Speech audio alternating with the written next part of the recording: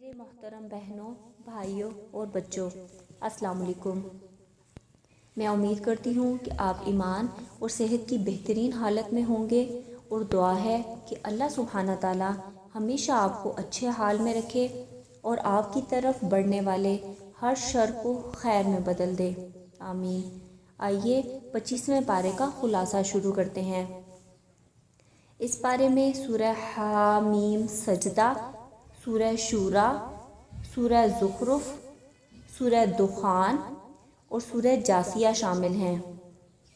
اس پارے کی پہلی آیت میں اللہ تعالیٰ ارشاد فرماتے ہیں کہ قیامت کب آئے گی اس کا علم صرف اللہ تعالیٰ کو ہے، اور آیت نمبر 53 میں ارشاد ہوتا ہے، عنقریب ہم انہیں اپنی نشانیاں آفاق عالم میں بھی دکھائیں گے اور خود ان کی اپنی ذات میں بھی، یہاں تک کہ ان پر کھل جائے گا کہ حق یہی ہے۔ کیا آپ کے رب کا ہر چیز سے واقف اور آگاہ ہونا کافی نہیں؟ اس آیت سے واضح ہوتا ہے کہ پوری کائنات میں اور خود انسان کے اپنے اندر بہت سی نشانیاں موجود ہیں جو اسے اپنے رب سے قریب کرتی ہیں اور اس پہ واضح کرتی ہیں کہ اللہ تعالیٰ اپنے بندوں کے اقوال و افعال کے دیکھنے کے لیے کافی ہے، اور وہی اس بات کی گواہی دے رہے ہیں کہ قرآن اللہ کا کلام ہے جو اس کے سچے رسول حضرت محمد صلی اللہ علیہ وآلہ وسلم پر نازل ہوا۔ اگلی سورت شورا ہے۔ اس میں 53 آیتیں اور 5 رکوع ہیں۔ اس سورت کی پہلی 3 آیات میں حروف مقطعات کے بعد وحی کا بیان ہے، یعنی وحی اللہ کا وہ کلام ہے جو فرشتے کے ذریعے سے اللہ تعالیٰ اپنے پیغمبروں کے پاس بھیجتا رہا ہے۔ ایک صحابی نے رسول اکرم صلی اللہ علیہ وآلہ وسلم سے وحی کی کیفیت پوچھی تو آپ نے فرمایا کہ کبھی تو یہ میرے پاس گھنٹی کی آواز کی طرح آتی ہے اور یہ مجھ پر سب سے زیادہ سخت ہوتی ہے، جب یہ ختم ہو جاتی ہے تو مجھے وحی یاد ہو چکی ہوتی ہے، اور کبھی فرشتہ انسانی شکل میں آتا ہے اور مجھ سے کلام کرتا ہے، اور وہ جو کچھ کہتا ہے میں یاد کر لیتا ہوں۔ حضرت عائشہ رضی اللہ تعالیٰ عنہا فرماتی ہیں، میں نے سخت سردی میں مشاہدہ کیا، جب وحی کی کیفیت ختم ہوتی تو آپ پسینے میں شرابور ہوتے اور آپ کی پیشانی سے پسینے کے قطرے گر رہے ہوتے۔ آیت نمبر 13 کی روح سے معلوم ہوتا ہے کہ تمام انبیاء علیہم السلام ایک ہی دین لے کر آئے، یعنی صرف ایک اللہ کی عبادت اور اس کے رسول کی اطاعت، جیسا کہ رسول اکرم صلی اللہ علیہ وآلہ وسلم نے فرمایا، ہم انبیاء کی جماعت آپس میں بھائی ہیں، ہمارا دین ایک ہے۔ آیت نمبر 20 کی روشنی میں معلوم ہوتا ہے کہ تمام انسانوں کی 2 قسمیں ہیں، ایک آخرت کا طلبگار اور دوسرا دنیا دار۔ اللہ تعالیٰ ارشاد فرماتے ہیں، جس کا ارادہ آخرت کی کھیتی کا ہو ہم اسے اس کی کھیتی میں ترقی دیں گے، اور جو دنیا کی کھیتی کی طلب رکھتا ہو ہم اسے اس میں سے ہی کچھ دے دیں گے، ایسے شخص کا آخرت میں کوئی حصہ نہیں۔ آیت نمبر 30 میں اللہ تعالیٰ ارشاد فرماتے ہیں، تمہیں جو مصیبتیں پہنچتی ہیں وہ تمہارے اپنے ہاتھوں کی کمائی ہوتی ہے، اور وہ تو بہت سی باتوں سے درگزر فرماتا ہے۔ اس آیت میں اللہ تعالیٰ بڑے پیار سے ایمان والوں سے مخاطب ہو کر فرماتے ہیں کہ تمہارے بعض گناہوں کا کفارہ تو وہ مصائب بن جاتے ہیں جو تمہیں گناہوں کی وجہ سے پہنچتے ہیں، اور کچھ گناہ وہ ہیں جو اللہ تعالیٰ یوں ہی معاف فرما دیتا ہے، اور اللہ کی ذات بڑی کریم اور معاف کرنے والی ہے۔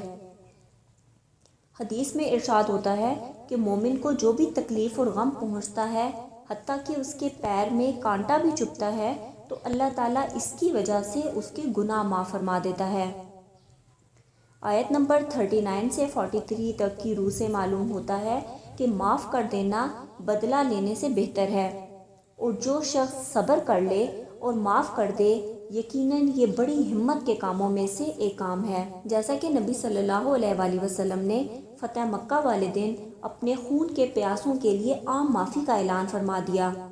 حدیبیہ میں آپ نے ان 80 آدمیوں کو معاف کر دیا جنہوں نے آپ کے خلاف سازش تیار کی تھی، حتیٰ کہ آپ نے اس عورت کو بھی کچھ نہیں کہا جس نے آپ کے کھانے میں زہر ملا دیا تھا۔ اس سورت کی آخری آیات سے واضح ہوتا ہے کہ قرآن سے ہدایت اور رہنمائی انہی کو ملتی ہے جن میں ایمان کی طلب اور تڑپ ہوتی ہے۔ وہ اسے ہدایت حاصل کرنے کی نیت سے پڑھتے، سنتے اور غور و فکر کرتے ہیں۔ اگلی سورت سورت زخرف ہے۔ یہ مکی سورت ہے۔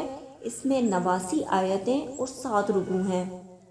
اس سورت کی ابتدائی آیات میں ارشاد ہوتا ہے کہ قرآن کو عربی زبان میں نازل کیا گیا تاکہ تم اسے آسانی سے سمجھ سکو، کیونکہ عربی زبان دنیا کی فصیح ترین زبان ہے۔ عربی میں ہر نقطے کی صحیح اور کھل کر وضاحت کی جا سکتی ہے، اور یہ قرآن لوح محفوظ میں ہے، یعنی اس کے محافظ خود اللہ تعالیٰ ہیں۔ آیت نمبر 13 میں سواری پر سوار ہونے کی دعا سکھائی گئی ہے۔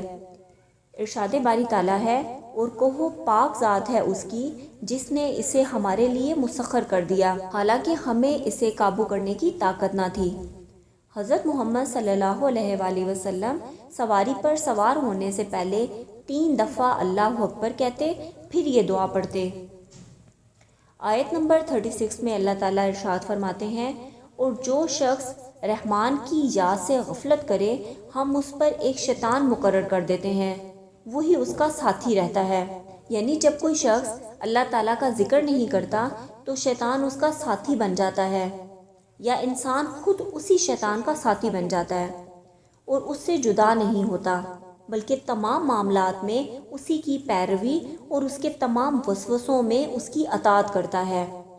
اس سورت کے آخر میں اللہ اپنے پیغمبر کو جاہلوں کو نظر انداز کرنے اور صبر کرنے کا حکم دیتے ہوئے فرماتے ہیں کہ آپ ان سے منہ پھیر لیں اور کہہ دیں اچھا بھائی سلام، انہیں عنقریب خود ہی معلوم ہو جائے گا۔ اس آیت میں خوشگوار زندگی گزارنے کا ایک اصول بیان ہوا ہے کہ وہ لوگ جو حق کو نہیں پہچانتے تو آپ کو ان سے الجھنے اور صفائیاں پیش کرنے کی ضرورت نہیں، بلکہ انہیں نظر انداز کریں۔ اگلی سورت سورت دخان ہے۔ یہ مکی سورت ہے۔ اس میں 59 آیتیں اور 3 رکوع ہیں۔ دخان کا مطلب ہے دھواں۔ اس سورت میں دھوئیں کا ذکر ہے جو کہ مشرکین کو قحط میں شدید بھوک کی وجہ سے نظر آتا تھا، اس لیے اسے سورۃ دخان کہا جاتا ہے۔ اس سورت کی ابتدائی آیات میں قرآن مجید کے نزول کے بارے میں ارشاد ہوتا ہے کہ یقیناً ہم نے اسے بابرکت رات میں اتارا۔ اس رات کے بابرکت ہونے میں کیا شک ہو سکتا ہے کہ ایک تو اس میں قرآن کا نزول ہوا، دوسرا اس میں فرشتوں اور روح الامین کا نزول ہوتا ہے، اور تیسرا اس رات کی عبادت 1000 مہینے کی عبادت سے بہتر ہے۔ آیت نمبر 10 اور 11 میں ارشاد ہوتا ہے، آپ اس دن کے منتظر رہیں جبکہ آسمان دھواں لائے گا جو لوگوں کو گھیر لے گا، یہ دردناک عذاب ہے۔ اس آیت کی شان نزول کے بارے میں بتایا گیا ہے کہ اہل مکہ کے ظالمانہ رویے سے تنگ آ کر نبی صلی اللہ علیہ وآلہ وسلم نے ان کے لیے قحط سالی کی بددعا فرمائی، جس کے نتیجے میں ان پر قحط کا عذاب نازل کر دیا گیا، حتیٰ کہ وہ ہڈیاں، کھالیں اور مردار وغیرہ تک کھانے پر مجبور ہو گئے۔ آسمان کی طرف دیکھتے تو بھوک اور کمزوری کی شدت کی وجہ سے انہیں دھواں سا نظر آتا۔ بعض کہتے ہیں کہ قیامت کے قریب 10 بڑی علامات میں سے ایک علامت دھواں بھی ہے، جس سے کافر زیادہ متاثر ہوں گے اور مومن بہت کم۔ اس آیت میں اسی دھوئیں کا ذکر ہے۔ اس سورت کے آخر میں ان ہولناک عذابوں کا ذکر ہے کہ جن کا سامنا اللہ کے نافرمانوں کو کرنا پڑے گا، اور جنت کی بے پناہ نعمتوں کا ذکر ہے کہ جن سے اللہ کے نیک بندوں کو نوازا جائے گا، اور وہاں موت نہیں ہوگی، جیسا کہ حدیث میں آتا ہے کہ موت کو ایک مینڈے کی شکل میں لا کر دوزخ اور جنت کے درمیان ذبح کر دیا جائے گا، اور اعلان کر دیا جائے گا کہ اے جنتیوں، تمہارے لیے جنت کی زندگی دائمی ہے، اب تمہارے لیے موت نہیں، اور اے جہنمیوں، تمہارے لیے جہنم کا عذاب دائمی ہے، موت نہیں۔ اگلی سورت سورہ جاثیہ ہے۔ یہ مکی سورت ہے۔ اس میں 37 آیتیں اور 4 رکوع ہیں۔ جاثیہ کا مطلب ہے گھٹنوں کے بل بیٹھنا، کیونکہ قیامت کے دن لوگ خوف اور ہیبت کی وجہ سے دربار الہی میں گھٹنوں کے بل بیٹھے ہوں گے، اور اس صورت میں اس ہولناک منظر کا بیان ہے، اس لیے اسے سورہ جاثیہ کہا جاتا ہے۔ اس صورت کا خلاصہ یہ ہے کہ نیک اور برے لوگوں کا انجام برابر نہیں ہوگا، اور عدل کا تقاضا بھی یہی ہے کہ ہر شخص کو اس کے عمل کے مطابق اچھی یا بری جزا دی جائے، اور وہ شخص ہلاک ہو گیا جس نے اپنی خواہش نفس کو اپنا معبود بنا رکھا، یعنی وہ اسی کو اچھا سمجھتا ہے جس کو اس کا نفس اچھا، اور اسی کو برا سمجھتا ہے جس کو اس کا نفس برا قرار دیتا ہے، یعنی اللہ اور رسول کے احکام کے مقابلے میں اپنی نفسانی خواہش یا اپنی عقل کو اہمیت دیتا ہے۔ اس پارے کی روشنی میں مندرجہ ذیل اہم نکات سامنے آتے ہیں۔ زیادہ تر مصیبتیں ہمارے گناہوں کی وجہ سے آتی ہیں، اس لیے شعوری طور پر ہر گناہ سے بچنے کی کوشش کرنی ہے۔ اپنے قول و فعل اور نیتوں کا ہر وقت جائزہ لیتے رہنا ہے۔